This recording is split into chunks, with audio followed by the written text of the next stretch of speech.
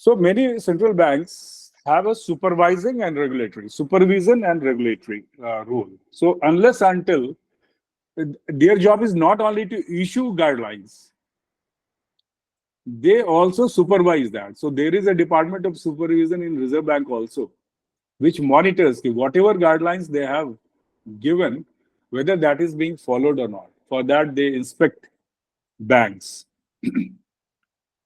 So first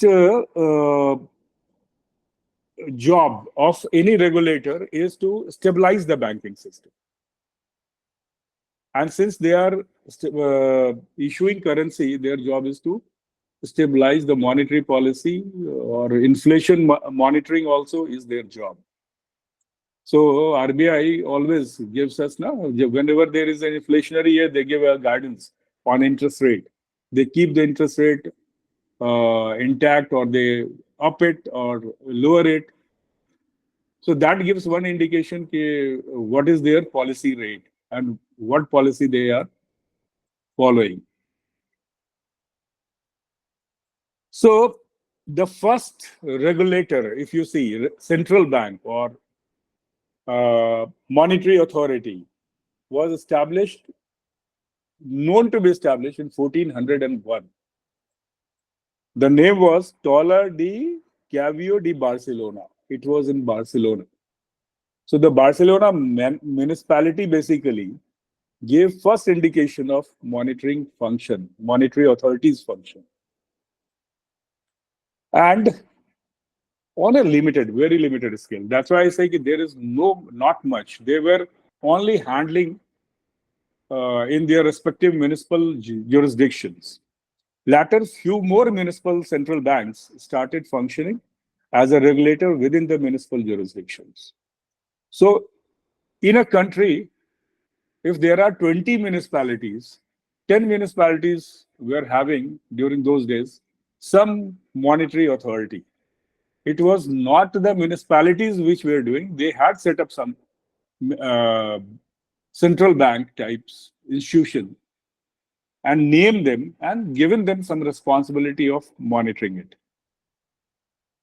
Notable municipal central banks were established in the early 17th century in leading European commercial centers, which offered a public infrastructure for cashless intermediate payments also. Now, what was happening, that trade was happening across the border. Since trade was happening across the border, currency movement also started. Suppose I'm going from Delhi to Gurgaon. You and I'm giving you one example. You are traveling from one city to another city, and there are tolls fixed for NHA, National Road Authorities. So what they do, they collect toll from you because you are entering from one city to another city. So the city where you are entering, they charge you. Not on your car, because car we get 15 years tax we have already paid to Government of India for movement inside India. But for taxi, it is a limited area. So whenever a taxi moves out, they pay that toll. And car is paying toll for roads only, not for MCD collection tax. We are not paying. Similarly, when a person was moving with a currency from one geography to another geography, they used to give evidence. Right now, when you are moving out of India and you are buying a dollar, you have to maintain a norm that $5,000, not more than $5,000 you can carry. There is a regulation. So similarly, they have put in certain regulations on movement of goods, movement of currency, and then the requirement of settlement of those payments.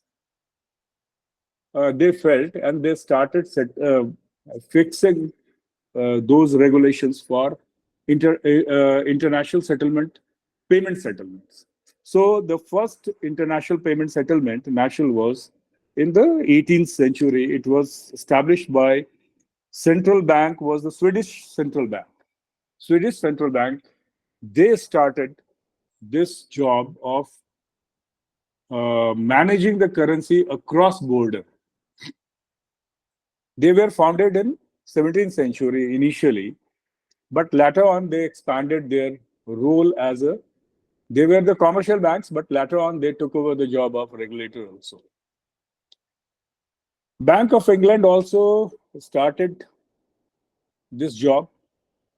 They were through a royal charter. Bank of England was established. So in UK, there is still a king or queen is the head of that government, head of that country. So for any act, we call it Act of Parliament. They call it Royal Charter. So the Bank of England, just wait. Yeah.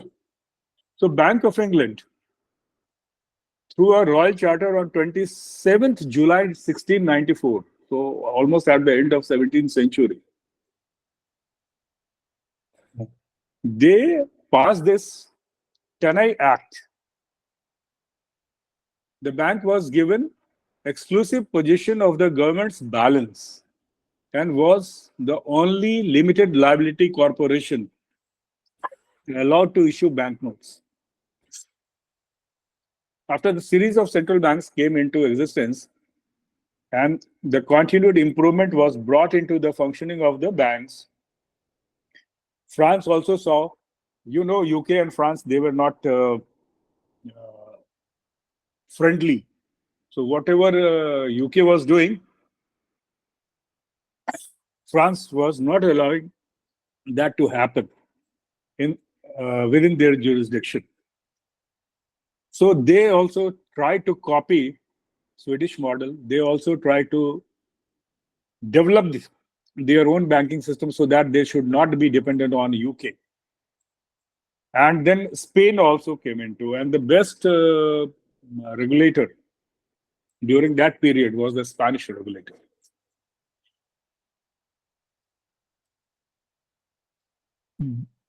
The 19th and early 20th century, central bank in Europe and Japan developed their international gold standards. Now, this pegging of currency against gold only started in 19th and 20th century, and Europe and Japan. USA was silent up to this period. You will not find any mention of Europe. Banking started Syria or Italy or Rome. So everything was in Europe. If we see apart from India, USA did not come into pictures so far. USA came only after World War One, basically. Collapse of many banks led to the regulatory framework of central banks. So I told you during World War and World War II, lot many banks collapsed. In US, the role of a central bank has been in bank war started. There was a concept of bank war, and a lot many banks were fighting. So that gave rise to the central bank in US. So President Jackson in 1830s, although he tried that, due to this bank war, he tried to finish off all the regulatory regime during that time. And in 1913, that is what I told you around World War One was in 1939, but this USA 1930 they developed the concept of Federal Reserve System because their system of 1830 failed miserably, and that bank war led to a collapse of series of banks in USA. Other developments, I have already told you, Rothschild was the most important, and they give rise to investment bankers, which subsequently saw tremendous rise in the form of Lehman Brothers, in the form of Morgan Chase. So they were the individual families who were basically setting up banking activity investment banking activity, buying into treasury, buying into government bonds, giving loan to governments, and then earning through that. By 1935, the only significant nation that did not possess a central bank was Brazil. So by 1935, all countries, every country, important country, was having a central bank. Even in India, in 1935, RBI was set up. You might have known this. You may be knowing this. है ना? So in 1935, but till 1935, the only country which was not having any central bank was Brazil. And in central bank came up in Brazil in 1945 after Second World War. After Second World War, they realized that they also need a regulator. Okay. So Napoleon Wars at Paris. Meanwhile, I missed out on these things. Napoleon War, Paris, building societies, mutual savings bank, postal savings system, these all came into play during the 19th century and 18th and 19th century. So Napoleon Wars gave rise to blocks. So European blocks separate, Russian blocks separate. Okay. Someone was supporting Napoleon, someone was funding Napoleon, someone was not funding Russia. Russia was having their own system, very close system. So these developments worldwide were there, and that gave rise ultimately to rise of through Bretton Woods agreements. They gave rise to IMF, World Bank, and subsequently, I'll tell you when in 20th century what has happened. The first decade of the century, 20th century, saw the panic of 1907. We all remember 2008, isn't it? What has happened in 2008? Financial crisis, global financial crisis. So, but the first panic button was pressed in 1907 in US, which was basically numerous runs were on various banks in 1907, and this was known as a bankers panic. If you Google it, you will find it. A lot many banks collapsed subsequently. Great Depression followed soon, 1929. During the first 10 months of 1930, 744 US banks failed. Only in USA, during the first 10 months, 744 US banks failed in during that period, 20th century, early 20th century. By April 1933, around US dollar 7 billion. At that time, you can imagine what amount it would have been today. 7 billion US dollar. They wiped out. That was wiped out. Deposits were frozen, completely frozen of customers in failed bank, and over 9,000 banks across the world failed in up to 1930. So 1929, 1930, total bank failure across the world, across the globe was 9,000. In response, many countries significantly increased financial regulations. That is what I say, they realized. And then there were two wars after that, World War I and World War II. And they could not find time to realize that the timing for regulation was much prior to that. So they basically gave this after World War II only, gave a thought to Bretton Woods agreements.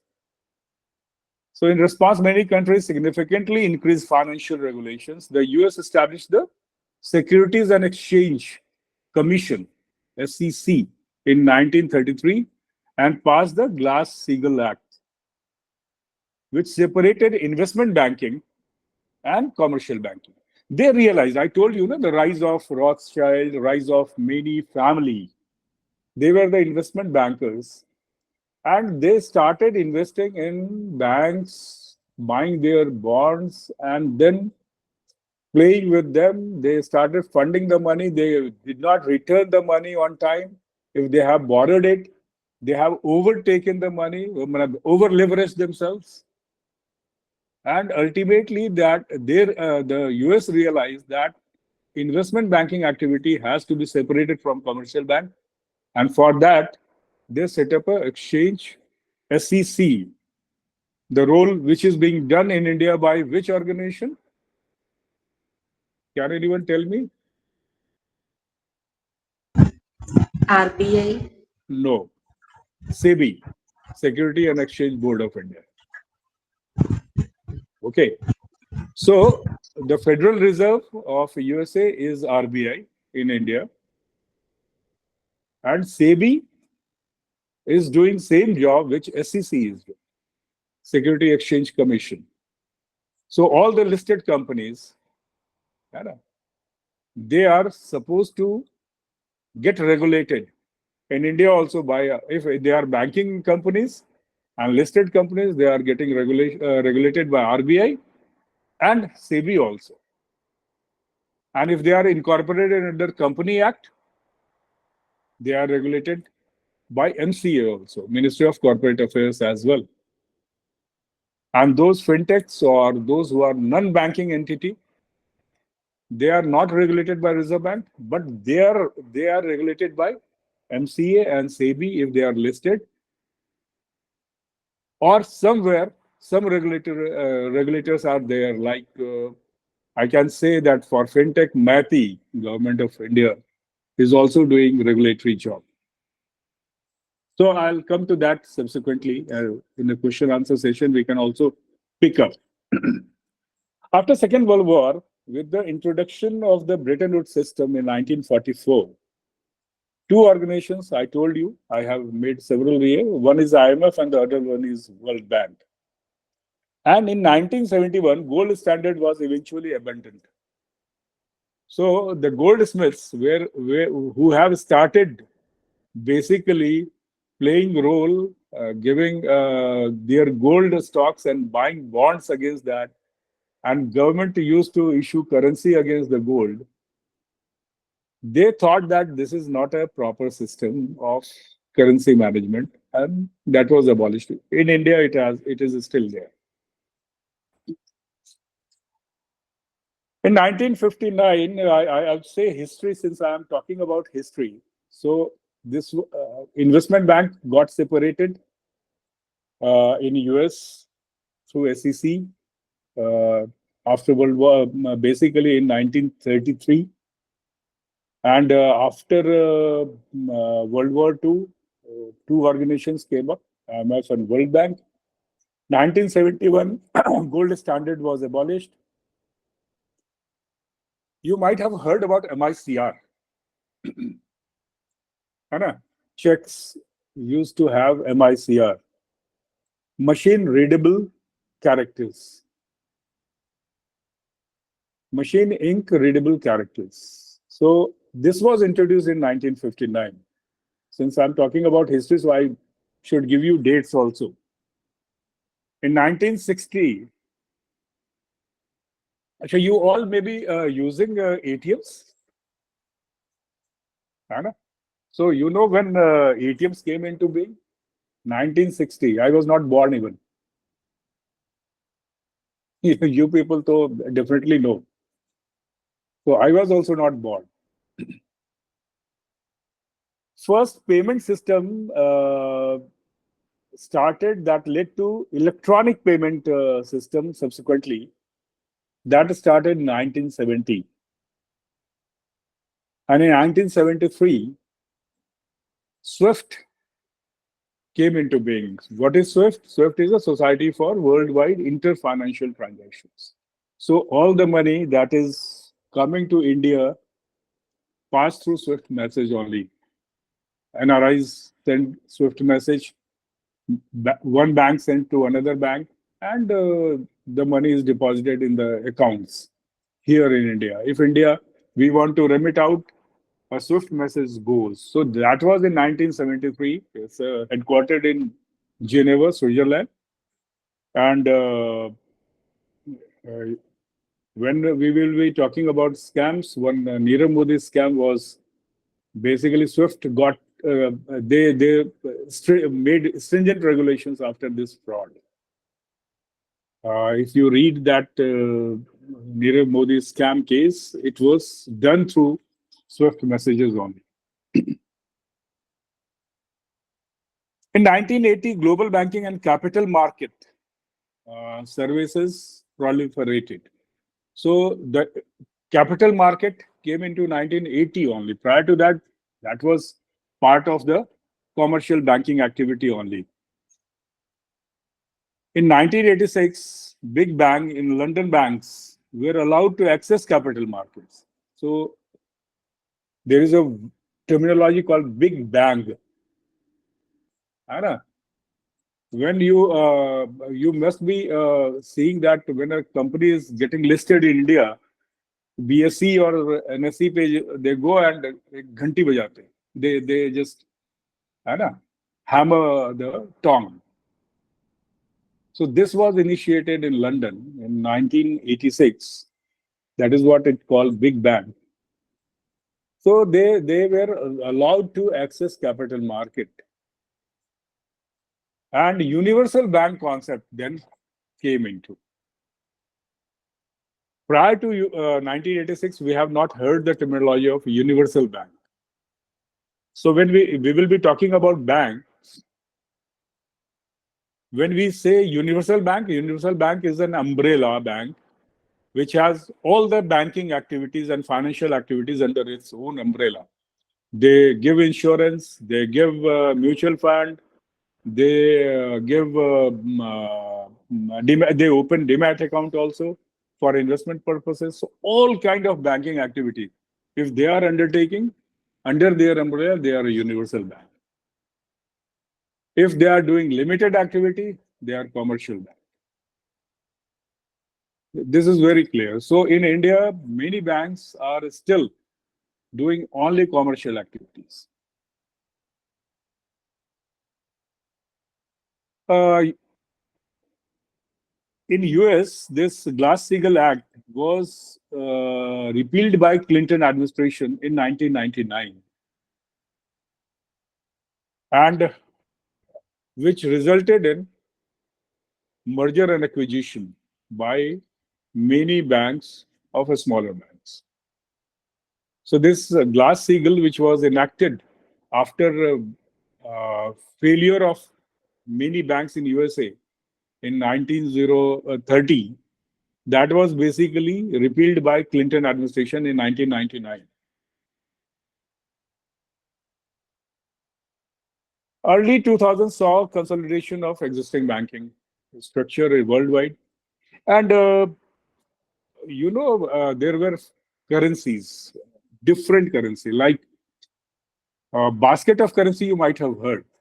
So in basket of currency in India, there are four currencies: US dollar, Japanese yen, British pound, and euro.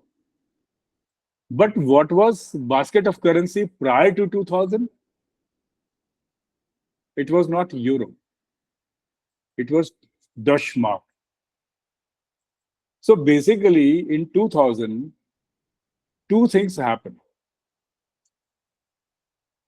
Those who are born in 1980, I think, 80, they must be knowing that there was 2K, we call it, computer system was updated because it was moving from 19 to 20. So all computer systems were updated. It was and that patch was loaded in all the computers worldwide because that was programmed only up to 1999. So all system would have collapsed.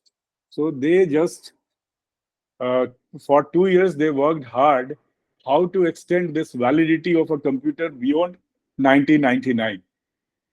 And then Eurozone was formed. When Eurozone was formed, a common currency was selected. So that currency uh, was named Euro, but Britain did not find yeah, they did not find favor. This idea did not find favor with UK. They kept British pound alive. Sweden also, Swedish kroner was also alive. A few more currency were alive at that time, but subsequently, even Swedish kroner is now part of Eurozone. French currency got merged with Euro. Italian currency got merged with Euro. So all European except British pound. So now the basket of currency is having these four major currencies. So the 2000 initial 2000 was very, very challenging for the financial market. And then they saw the rise of the NBFCs in worldwide, non-banking finance companies. Now, what is the role of non-banking finance companies? They were not doing banking activity, but they were financing, lending. And who regulates them? Again, all the central banks. Because lending is a banking activity. I don't know why they call it non-banking finance companies. There are NBFCs which takes deposit also, like Sriram Finance. They take deposits. Bajaj Finance. But nowadays, no license is being given to NBFC for deposit taking. Only deposit taking NBFCs are separate, and non-deposit taking NBFCs in India are separate. So worldwide, 2000 saw the rise of NBFCs. India also saw a lot many NBFCs coming into picture. The first decade of the 21st century saw many corporates entering into financial services, insurance, pension, mutual fund, brokerage, money market, hedge funds, loans, credits, securities, and now digital lending and BNPL. You might have heard so many things come into play with technology giving boost to these activities. Technology saw the culmination of this banking activity. Innovations, lot many innovations were happening. Then came 2007 and 8 financial crisis. So you all may be aware of this. This was a trigger point was in USA when all the mortgage lenders they started collapsing because they were over leveraged. They had given long-term loan which was not repaid. So the two prominent mortgage banks in USA collapsed, which was basically those mortgage banks were government-owned banks.